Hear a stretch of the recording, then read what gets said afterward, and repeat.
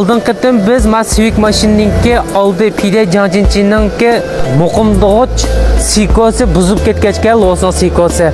Biz motorni olgan.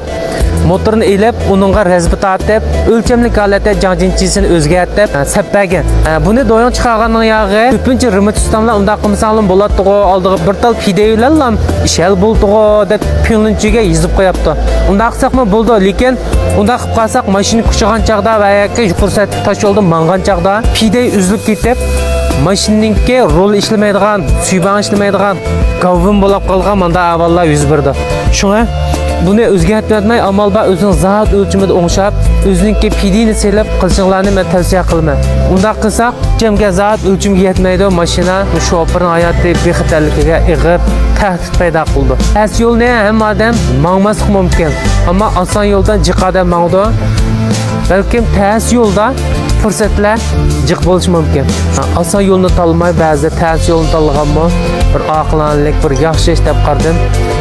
Mening mush qilgan ishim to'g'ri bo'ptimi? Inkas rayini qoldirib qo'yinglar. Rahmat.